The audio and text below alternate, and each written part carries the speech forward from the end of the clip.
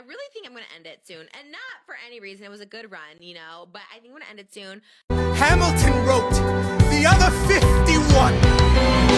How do you write like you're running out of time? Write day and night like you're running out of time.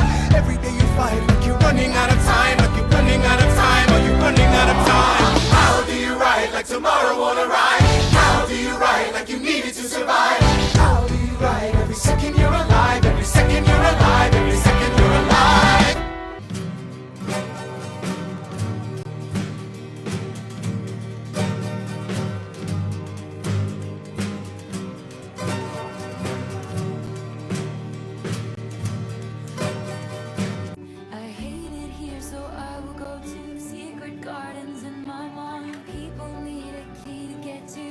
It's day 526 of writing a novel, and today I will write 5,000 words.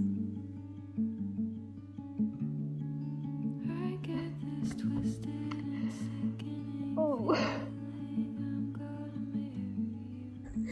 We just hit like an italicized O moment. So I think I need to take a break and go tell the river.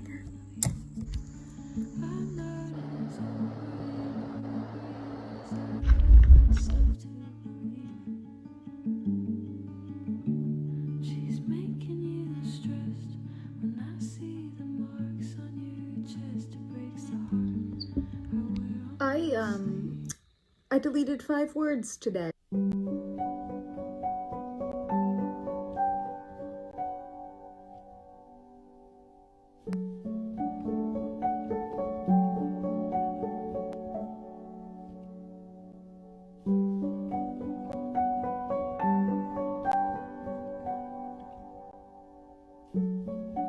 First draft here, it's double-sided so it doesn't look like a lot, but it is. Finally did it. The only thing is I didn't want to spend loads of money printing, and oh my god, printing stuff costs so much. Like, it would have cost me about 40 quid just for the ink to print this whole book. Binding the pages took so much longer than I thought it would, because I had to do like 10 pages at a time, and it was 200 pages, which isn't a lot, but like I said, I'm on the first draft. I also had to take so many notes on what I needed to improve in terms of like character development, in terms of plots expanding, because I realised there is a lot that I haven't done. But first draft for me was just about getting it all down on the paper, to be honest, so I had something to work with. There are a few TikToks that I've seen of people editing their first draft, and that's why I made this code with the highlighters. I personally love it, and I cannot wait to get this first draft edited.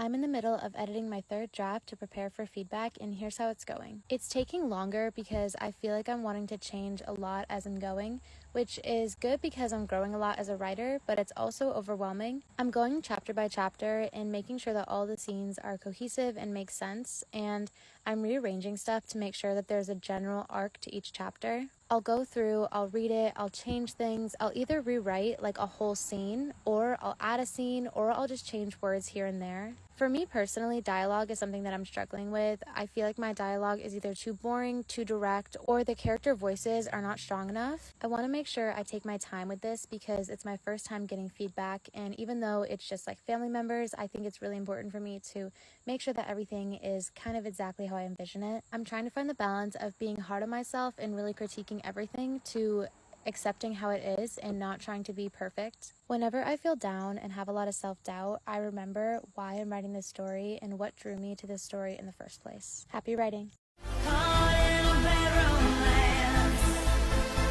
Whopper, Whopper, Whopper, Whopper, Junior, Double, Triple, Whopper. No, okay, who was gonna tell me that trying to write a book was just really complicated one-person D&D? I'm going insane. I wrote a 21-letter alphabet for a language that doesn't exist. This is a map of a country that doesn't exist, with a timeline for a history that doesn't exist. I am writing down the very year that each one of these settlements happened in just the smidgen of a chance that they might get mentioned in the book at all. Just hoping that the characters that I will eventually get to writing might show up here. And with all this, I might end up abandoning this whole thing and doing something entirely different tomorrow. Checkmate, I couldn't lose. What if I told you none of it was accidental? And the first night that you saw me, nothing was gonna stop me. I laid the groundwork, and then, just like clockwork, the dominoes cascaded in a line. What if I told you I'm a mastermind? And now you're mine. It was all by design, 'cause I'm a mastermind. Welcome to day 3 of writing my horror novel in 30 days. I managed to start just before 7 AM this morning, so we're already winning. I'm aiming for another 1,500 words today, and I'm starting to get into the flow of the story. Oddie came in to give some of his creative input, and that cat had some seriously messed up ideas. I managed to finish strong at my word count, and I'm feeling really positive. See you tomorrow for day 4. Outlining, you're plotting, you're writing, you're executing all of these scenes, but then you read back through them, and for one reason or another, your characters and your scenes are falling flat. Sheridan, I'm a writer here on TikTok, and I am editing my debut fantasy novel, The Last Paradise. But I've dabbled in romance. Step 1 is touch grass. No one knows these characters or this plot better than you do. And if you are that entrenched with your characters, and you have been for an extended period of time, it would not surprise me if you look at them and see a level of mundanity. I don't want to talk about it. Hand it off to someone else. If that person turns around and says, yes, it is indeed falling flat, then you know you have a problem. How to fix the problem? Well-roundedness. Usually get this done during the brainstorming stage. I use the emotional wound thesaurus from the Writers Helping Writers series. It is an incredible resource. Right at the start, I get all of the attributes, all of the flaws, but mundanity. So what if I Googled it? But you can go back and backfill the information. That's what I use for well-rounded characters. For chemistry between characters, you have to make sure that they're well-rounded, because if they can't stand on their own, they're not going to be able to support one another when they start to lean. And that extends to real life too. When they do start to lean, put them on a metaphorical seesaw. Character A's weakness is character B's strength, and vice versa. That sounds transactional when I say it, but in practice, in the story, it's not. A character quirks, I really take the stance that less is more, especially when you're in a situation like this where you're like, oh, I want to make them more unique. I firmly believe that less is more when it comes to this. I have a character in one of his quirky act, he can't look in backup cameras. He has to turn his head around, and I respect it for several reasons. Another character I have written has a specific bowl of cereal before any... She's a spy. Has a specific bowl of cereal, and she's just done it for her entire life. And she's like, why would she stop now when it's working? You know? And that's a quirk. Does it trail back into her emotional wounds and her need to constantly have a routine as a result of something that happened in her childhood? Absolutely. Did I turn it into a quirk by turning it into something about cereal? Yes, I did.